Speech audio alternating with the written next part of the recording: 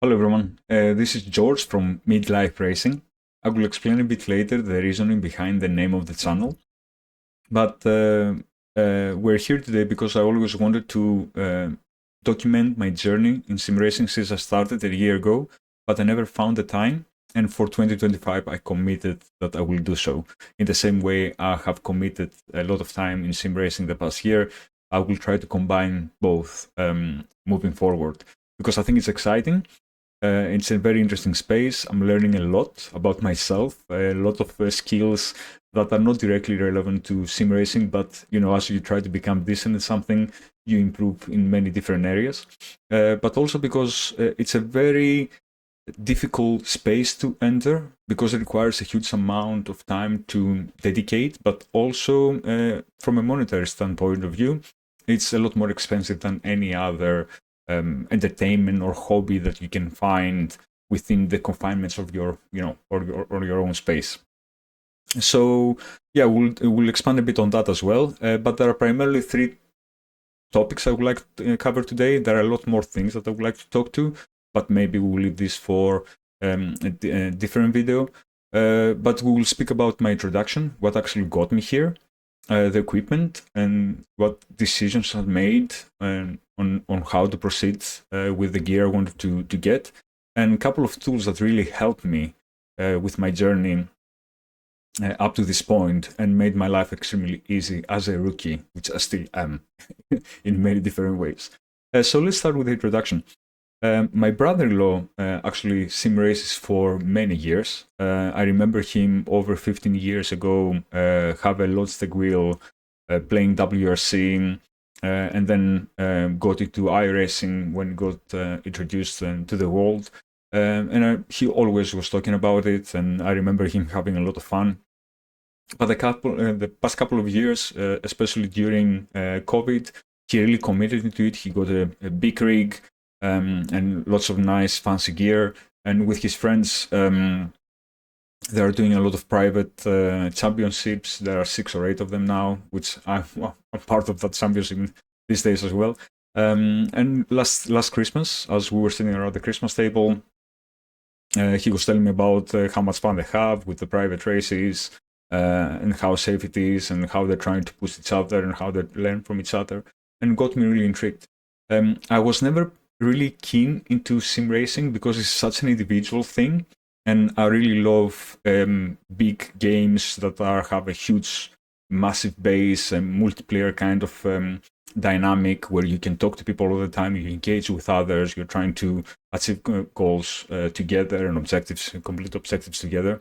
Where sim racing is actually a very individual thing. You're sitting behind the wheel, you don't really talk with others, you don't really contribute or work with others, you are actually competing with others. And even though it doesn't give me that particular massive, community of people where there is lots of different characters and individuals that you can find common ground and try to work together towards something. It fulfills another need of mine, which is the competitive aspect. I'm a highly competitive person, and I love to always feel challenged and always try to push myself to get a bit better and better in anything I do. So even though it's not a massive multiplayer, it is a massive multiplayer in terms of that lots of people are actually sim racing. I try to leave to the side the lack of collaboration with others and focus mostly on the competitive aspect of it. And to be honest, I have really enjoyed it the past year, and that's why I want to commit further into the future into this. So my brother-in-law, I want to thank my brother-in-law for getting me here. And the past year actually has been quite a bit of a journey. When I was looking how to enter the space, because how expensive it can be, actually was a great opportunity from an offer that Fanatec offered for Christmas last year, and I said, okay, now it's the time.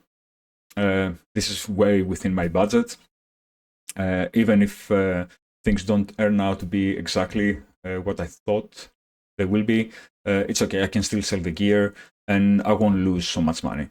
I'm not really the guy who always buys second-hand things, simply because I'm at the age right now where I want things just to work. I don't want to fiddle too much with them. I just want a plug-and-play situation.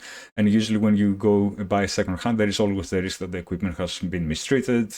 You don't usually have the warranties. And eventually, you spend a significant amount of money again, and the equipment stops working like a couple of months later. So I wanted completely to avoid this. And that's why I was waiting for the right time to buy a brand new equipment in a decent amount of money. And Fanatec came to the rescue, and I got the entry-level CSLDD wheelbase with the boost kit for the 8 Newton meters, just to have the extra oomph and feel a bit closer to what the more premium wheelbases offer.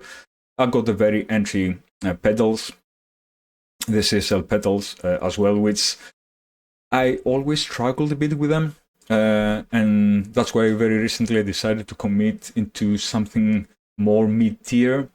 But I will keep this for another video. When it arrives, I will potentially show you around.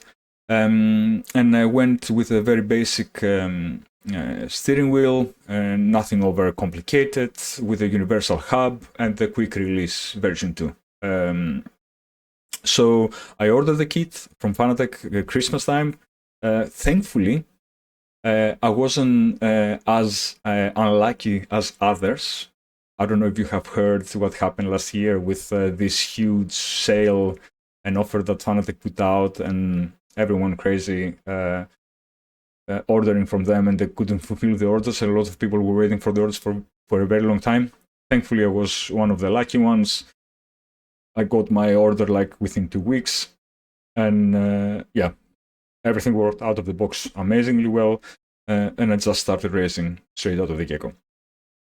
So, and this is very important, because I think when you commit into sim racing, and because it requires you to be highly competitive and be in a position where actually you don't feel that the gear holds you back, is simply your skill, because this is something you continue improving. Buying some decent gear, investing some good amount of money into it, I think it's a very important thing, especially if you are the kind of person who wants to have all the right tools for the job, like I am. I'm actually not commenting on anything when I don't have the right tools. That is why I think, having options and considering, do your own market research and understanding what actually is available for there and what is available for you and right for you, and actually commit to that to enter the space, I think it's very important to be easy. And it's not as easy in general, the sim racing space. It has become easier over the years from what I have seen. And, the past year, lots of progress has been made in many different areas. But yeah, it's important to have some decent gear. My space is very small, as you can see. It's like a 2x2 room. So I have my desk with my huge PC over here. So there was no anywhere else to put a rig. So the decision behind how I pick a rig and how I pick a seat for the sim racing kit was also a challenge. There were only a few options where actually they can be stable and sturdy enough for my weight. For example, not I'm a very big guy or tall guy. I'm very average in terms of size, but I wanted something that is compact, lightweight to move around when I need to, because of the limited space I have. Things need to move around a lot when I want to make a change, but also it doesn't overwhelm the room, and it doesn't make the room too claustrophobic for me to sit in, because it's actually not only my space for entertainment and games, but it's also a lot of the times my working space. So yeah, I wanted to feel that it's comfy and cozy, and nothing big is sitting next to me that actually overwhelms my brain with a lot of different things, my field of view in kind of way. So yeah, the decision was actually about a year. It took me quite a bit of time to figure things out, because I was looking at Moza and the nice equipment that they're having over there. I was looking at Fanatec and the popularity that they have, and the very competitive prices for the entry levels that they introduce. I was looking for the rigs and the seats. What should I get? So I ended up getting the PlayStation trophy because it's nice, lightweight. I can remove it out of the room very quickly. But also, it's highly stable. Surprisingly enough, I wasn't expecting it to be that much, but it's very well stable. And yeah, I have lots of plans to now to upgrade because I'm always looking what's out there, and I have reached the point where I'm thinking, okay, now I have driven a lot, many hours. I know where my mistakes are, where my weaknesses are in terms of a skill perspective, individual skill perspective. But now, what if I had this pedal, and what if I had this bass? What more can give me? And I know it doesn't give you much, but this many times it's all about the process of eliminating, for example, things that are beyond your control, and try to get the things that, in a way, give you this extra room of growth, and then it's purely because of your skill on how more you practice, and how more you dedicate, and how more you research and learn and try and experiment. So yeah, so I'm pretty happy with my gear, and I will definitely recommend it to anyone who is trying to enter the sim racing space. I don't think going for the big bucks straight away, it's potentially wise in many different ways, because you really need to understand that when you enter the space, you don't really there are lots of external factors that may influence your experience and your mood in the game. Like, for example, especially when you enter the rookie races, there are more external factors that actually can ruin your day than actually improve it. But it's still fun in many ways. So yeah, so I started playing with VR, extremely immersive experience. I really loved it, and I still do in many ways. But I also wanted to have the option to use a screen, and because the way that my office is, I couldn't have a screen dedicated to the rig because of no space primarily. But also because I have a good couple of screens, I wanted to use those instead. So I made a couple of improvements there in terms of the arms that I'm using and how I move the screens around the room without really detaching them. Just, pull the arm, put it in front of the rig, everything works fine. And now I have both options, which also makes it a lot better for me, because I can decide how I want to play based on the platform that I'm using, the compatibility with VR versus not. Or for example, when I want to go to more advanced cars where require a lot more buttons, and you have to control your brake bias or your traction control or whatever this may be, and you want to look at the wheel so you know where the button is to turn, you don't always rely on muscle memory. I want to have that option, and now I do, which makes me really happy. So that's why in 2025 I will try to increase my licenses for iracing and hopefully start racing on this higher level, where it will make it a bit more interesting with theory crafting and all the things that you need to tweak, and the little things that make you or give you a competitive advantage over others. I think this idea really excites me, and I really want to enter this space as quickly as possible. When it comes to the software and tooling that I use, that actually has helped me a lot. First of all, was there are two primarily. The first one was the SimHub. I think whoever built that tool, I should know their name. I will find out. But yeah, amazing. This is the biggest contribution to the sim racing community ever, I think. This is what really attracts me a lot to the community, is because there are so many people who dedicate the personal time to make something that will improve the experience of everyone. And this is so amazing. I wish I had the skills to do something like that sometimes. But yeah, I'm really thankful to these people for the personal time they put, for the creativity they have to problem solving, for the introduction of features that actually the platforms do not provide, and they're trying to innovate beyond what is currently available. This is amazing. So yeah, definitely SimHub. because I'm using it with my bus shakers. It's a kind of an interesting setup I have, which doesn't really always work. But yeah, maybe this for another video. Yeah, definitely SimHub. And then CrewChief, another amazing piece of software. The functionality to, the spotting functionality is amazing. To let you know what is around you, especially when you play with a single screen and you cannot have a very wide field of view before you start distorting your image. When you play with VR, it's kind of more interesting because you can turn your head easily and see what's next to you. But as you try to immerse yourself into the race and you don't have the wind mirrors to, because all of us have, let's say, driving license, and we have built this habit of looking and using our mirrors to always monitor what is behind us. You don't really build this very easily with the virtual races. So having someone there to make you aware of things is really helpful. And I love the AI functionality with the names that it really picks up straight away, and that you can actually talk to it and you can ask for example, what's my fuel or what's my time, all those kind of things. This is really cool features. Not that I'm using those a lot, to be honest, primarily using for the spotting functionality. But again, I'm sure lots of you are using it, and I will try to make the most of it in the years to come. The third one, which I think also has helped me a lot, is because most of the games that currently are available outside, of course, the LMU, which I haven't tried yet, or the assettocorsa competition, or so many others. Most of the games that are popular games that most people play, like the assettocorsa with LFM or iracing, they're old games and the UIs are fairly outdated.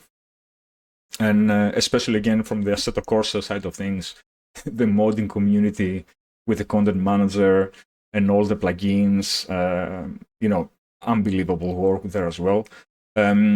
Actually helps you. It helps you bring that platform to the year that you actually live in, because those new tools are a bit more modernized, and it doesn't make you feel that you're driving something that's like 15 years old, right? Or you're playing something that's 15 years old. So the one that I really enjoy using a lot is Race Labs. It comes a bit with the with the subscription cost, but I think the feature that it offers fully justified, especially if you play iRacing with Race Labs. I think it's amazing. It gives you all the stats and all the series, what's happening, and records you, and you can see how you do against others. This is really, really so amazing, because it really motivates me to try to do better, because now I have a benchmark that I can work against, and I can see where I am and how far I am from that benchmark, and I'm trying to find ways to see, okay, what I can do more or what not. So those three are definitely things that every sim racer should have. The only thing with Race Lab is that I cannot really work with the VR experience. For some reason, I cannot make it work. I spent a bit of time in it, but since I got the opportunity for me to put the screen in front of the rig and play with that, I just completely forgot about those issues. It works perfectly with the screen, but a lot of the times I want to use the VR, and I would like to have a consistent experience between the two. But I need to find a way. But I know how difficult it can be to create compatible, softwares for all those different screens and systems that currently are available. But yeah, still very grateful for the existence of Race Labs. And if there are any more that you think I should know about, please let me know. But yeah, so that's all for today. I think I spoke for way too much, close to 20 minutes. I ramble quite a bit. But yeah, this is the intro. This is the first technically video that I will post out there. And yeah, let me know what you think. I would love to hear your comments. I would love to hear your thoughts on what got you to sim racing, because in this space I get really motivated from others and what they're doing, what they have achieved, because I would like to try to get as close to that. I'm a terrible driver. I will never be an alien, and I'm not trying to be an alien, but I would like always to try to push more and more. and try to be competitive. I haven't won a race yet. I have come close way too many times, but I always fail in the last lap. I will always do something stupid and I will exit or I will crash because the nerves get me. But yeah, definitely for 2025, a win should be in the to-do list, and hopefully will come much earlier than I think. Fingers crossed there. But yeah, thank you so much for listening to me. I hope I didn't bore you to death, but even if I did, I don't know, I wish you good night, I guess. But yeah, let's keep an eye on this space. I will try to post lots of my races, experiences, equipment upgrades, so on and so forth. So yeah, thank you so much and enjoy your evening or day or wherever you are. Take care.